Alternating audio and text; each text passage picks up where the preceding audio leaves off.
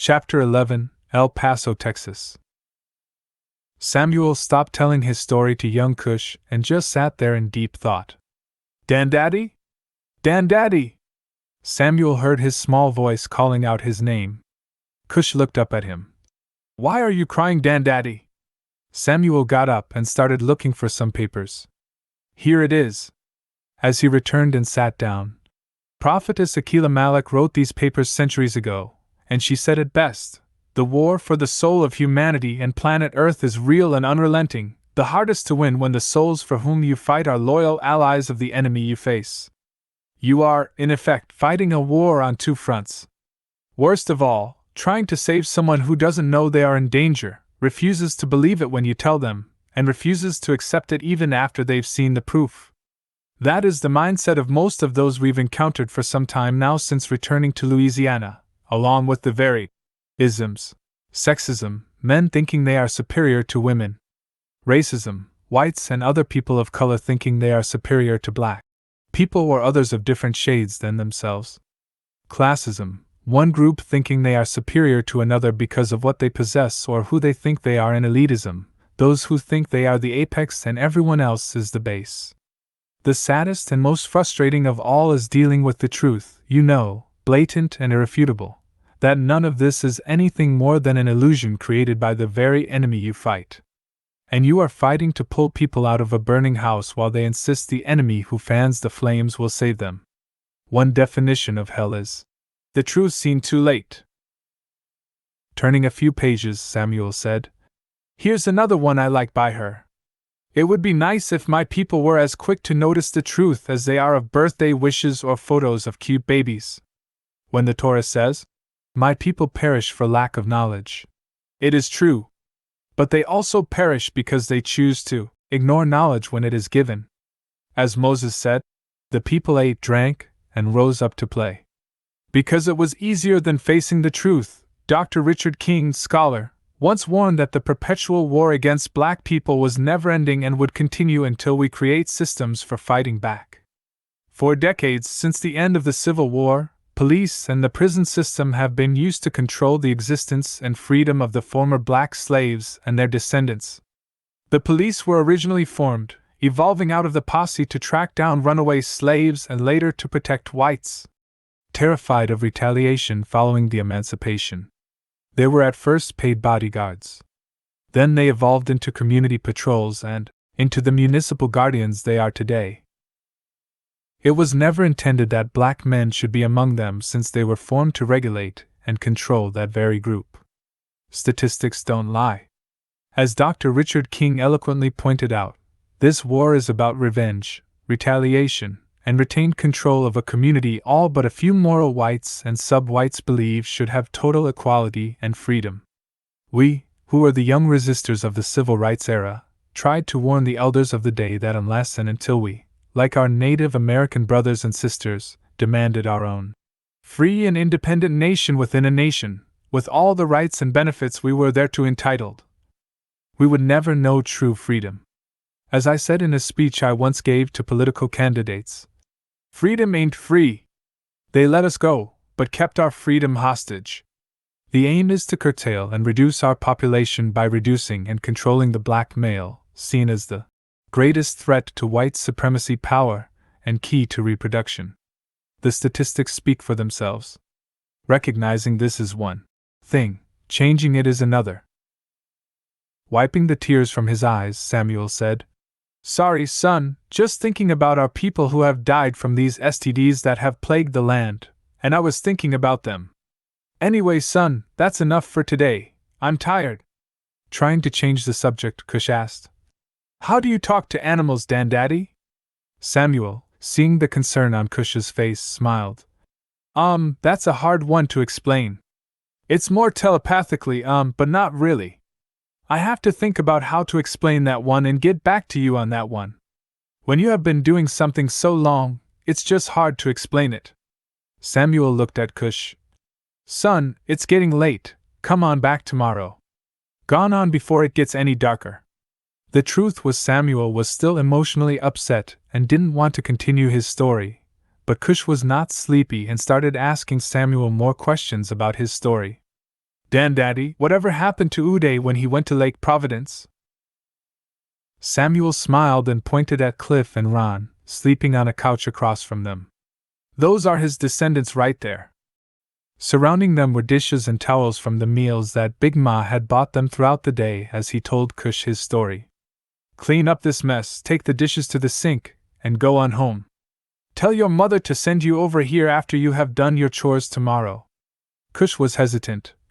Honestly, Dandaddy, after that story about those demons, I'm afraid to sleep tonight. Samuel stood up and stretched. Do you know the Lord's Prayer? Cush quickly said. Yes, Dandaddy. Samuel looked at Cush. Okay then, say that, and you will sleep just nicely. Samuel walked toward the kitchen and abruptly stopped. Listen, son, we are in a time and age where people say you have to say 50 Hail Marys or do this or do that for the Lord to hear you. I say just become a friend to your Creator and let Him guide you. You see, everyone's friendship is different. Become His friend, you respect your friends. Here on earth. Respect Him as if He is your friend. You know He doesn't like this or that, don't do this or that, and learn His way like any other friend, and He'll guide you on the right path. I have a friend who cannot stand cigar smoke, so I do not smoke around him. That is respect, that's a friend. Cush still didn't want to go home and had heard many people say, Don't ask that man about no poetry, he's good, but he'll wear you out. So he said, Dandaddy, I heard you write poetry too. Samuel was determined to send Cush on his way, but he knew he was still bothered about the story of incubus and succubus, so Samuel turned around and took a seat in his chair. It runs in the family. Okay, I'll tell you a few, and then you'll have to go. I wrote this one thinking about how it used to be in the olden days. Clearing his throat, he said, Perfect world. Grandfather smoking like a train as he grasps for air to breathe. Mother is cursing. Father ducking from the things thrown in the air. Sons and daughters are growing up so fast, saying, Life isn't fair. Grandmother fussing because the nutrients are missing. No food in the house, nothing is in the kitchen, everyone screaming. This living is unfair. This country is singing like birds, with words of foolishness and pride. Foolishness and pride that we despise. City rushing like ants on a hill, as she prepares for war. Drugs dancing as it captures their prisoners, returning them to jail. Schools praying, for they know it is they who are sending us to hell. But who cares? Jobs dying as they try to reach the unreachable. Money crying out for its cousin's greed and pride that can be seen even in your eyes. Husband sinking because he is unable to pay his rent. Preacher crying, for they have no more stories to tell. Grass waving like little children, as they wait patiently to speak to the sun for growth, or even the moon to sleep. Dog barking like selfish women, who can have their way. Fleas biting as they work their 9 to 5, to survive, all this jive, while sitting on their prey. Diseases lurking in the darkness, is all this making you blue? It's happening because of you. As death waiting patiently for the moment to grab you, taking you to its home, your final resting place. Grown men yelling like little girls, as we all try to live in this perfect world. Samuel said. I like this one too. Signs of the times. I asked so many questions, not one could be answered. I had to learn them on my own.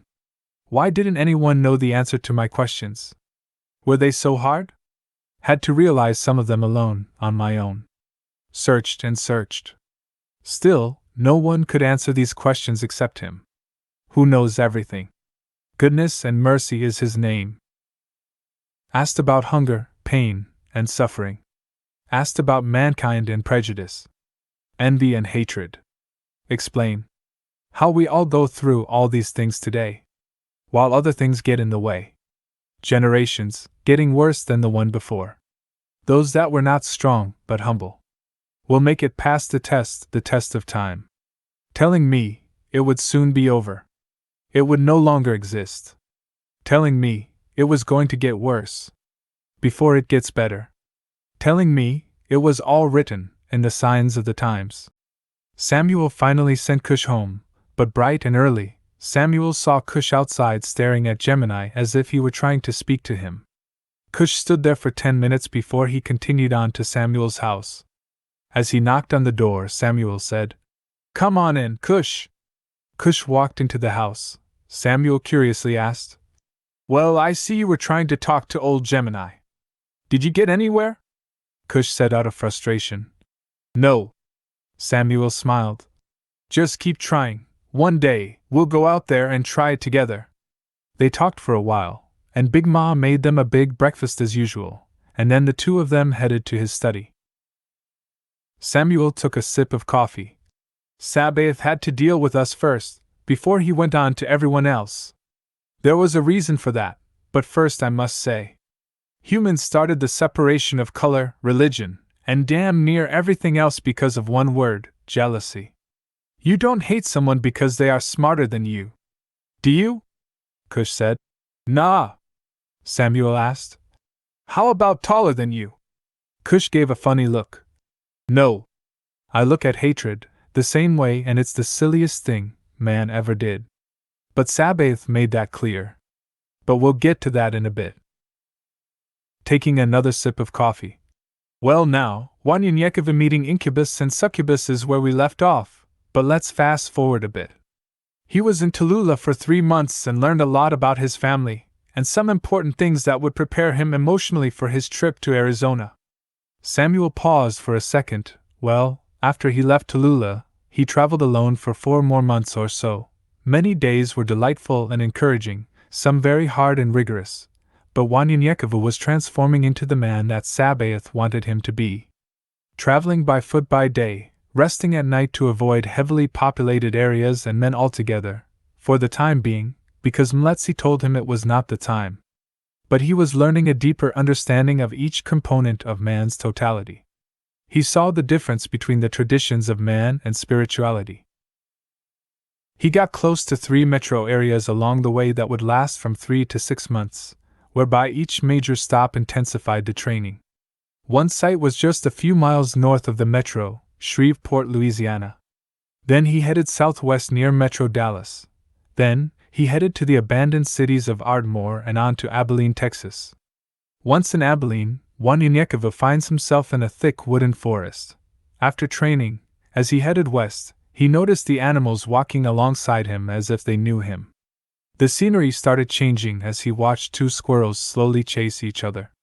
With his attention focused on the squirrels, he suddenly turns and sees he's in the midst of the desert, seeing a rattlesnake slither right by him. Confused about what just happened, he stopped and said to himself, "What is this? Deja vu?" Mletsi appeared before him. Wanyanyekiva said, "I'm confused. I don't know the differences between reality and my dreams. I was just in a wooded area, and now I'm suddenly in the desert. But I didn't see what was in front of me, but rather a dream I had many months ago." Mletsi said to him in a calm voice, "Turn around. You'll see you have walked at least a mile in the desert. Here, the environment you are used to has abruptly ended, and it will be a while before you return to it. You were indeed somewhere else, from when you left our last location until now. I hoped you could find that place, and know the differences between the two. I need you to concentrate and learn this for a reason. Sabaoth has been dealing with you with this since you left home, introducing it to you in dreams that now have come to pass, and it's growing stronger for a reason. I will explain later as you learn that difference. Now, continue to travel west. I will return with a blessing from Sabaoth when you have achieved this final lesson." Wanyanyekiva said, "I don't understand it at all." Mletsi said, "You will." And Wanyanyekiva rubbed his eyes, scratched his head, then replied with determination, "It is so." Unfamiliar with this environment, he didn't know what to eat or where to find water. He ran across a plant, and what appeared to be some kind of fruit on it. He took a bite of it, and found himself getting sick.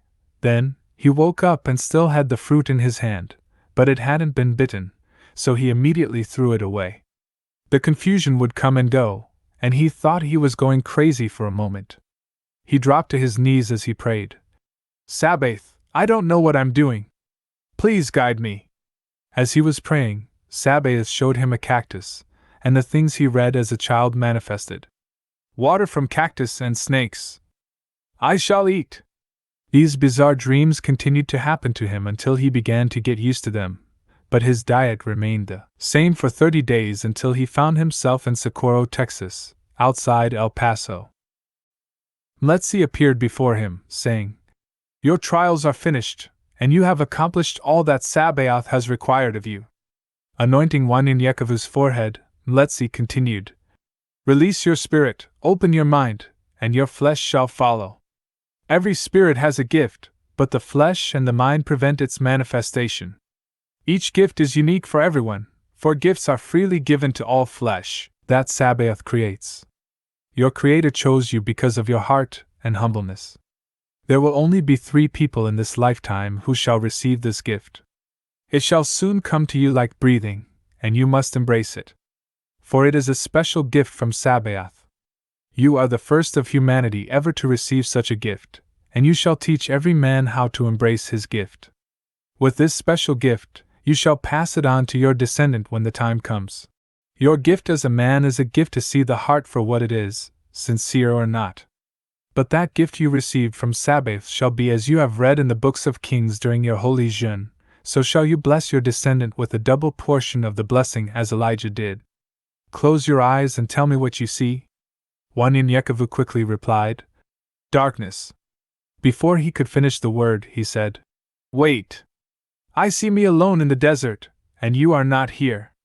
Letzi said, Before you opened your eyes, I will not be here because your journey from here is your own now, and you will only see me again when Sabaoth needs you to see me.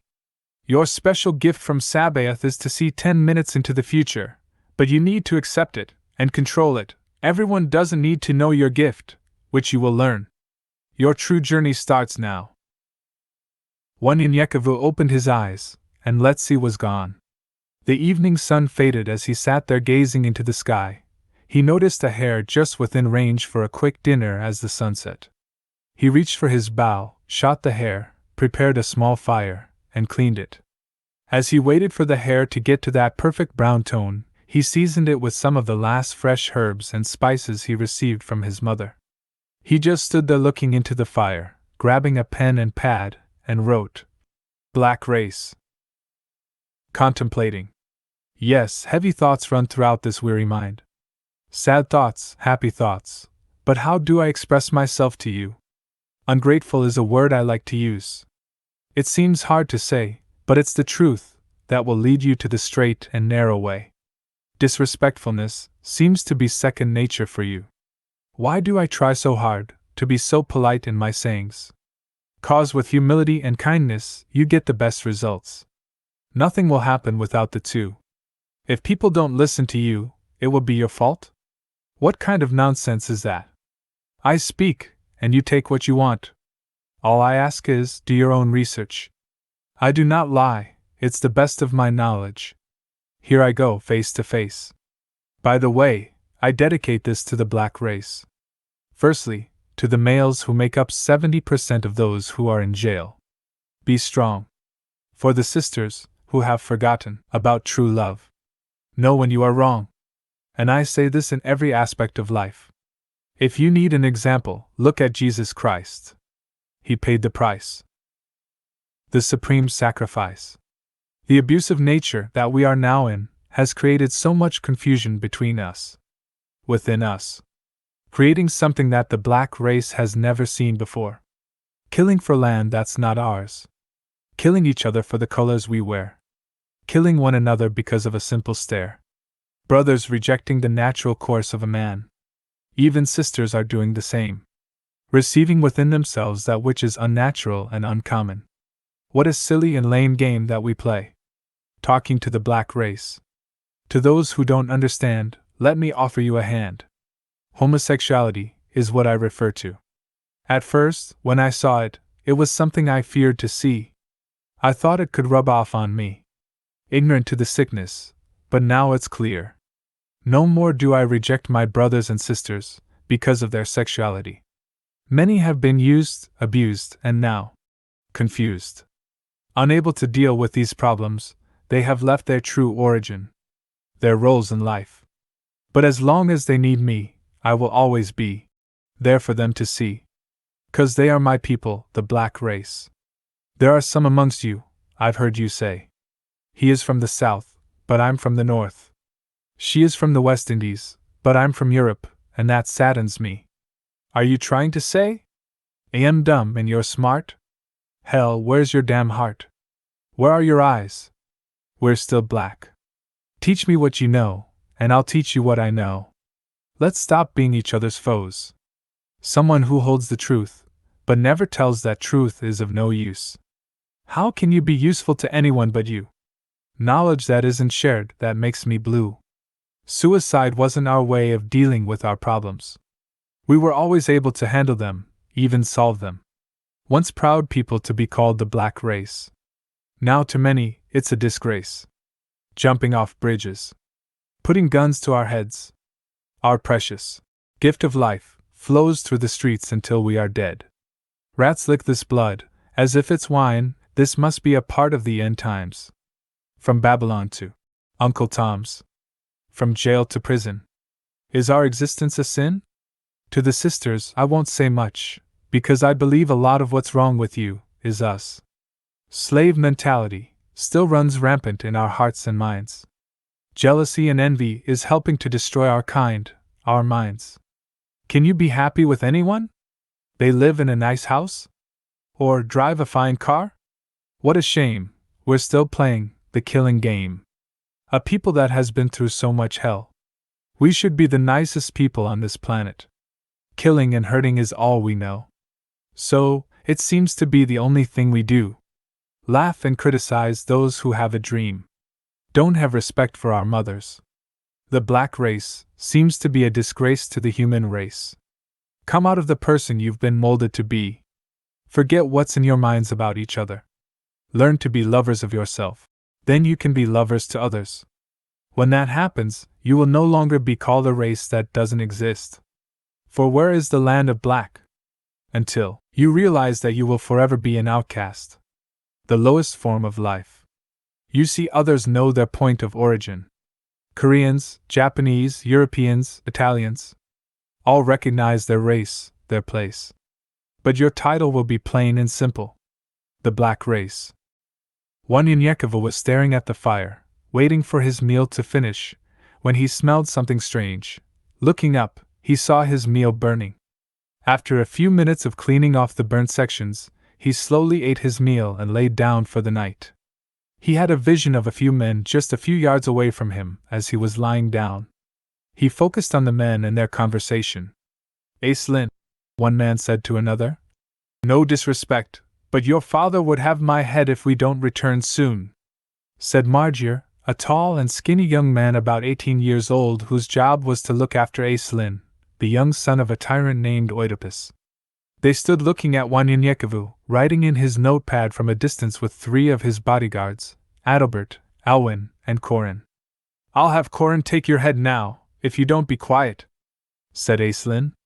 "I am hungry now, and this cat T has dinner already ready. We're going to kill him and take his fucking food." Aislinn was 18 years old, tall, hard-faced, and a very spoiled young man. They all had no choice but to agree. "Follow my lead, then," Adalbert said. Wanyanyekova sees and hears these 5 Anakataas men gather behind a large brush in the desert. After 10 minutes he hears, "Evening, my friend, we mean no harm.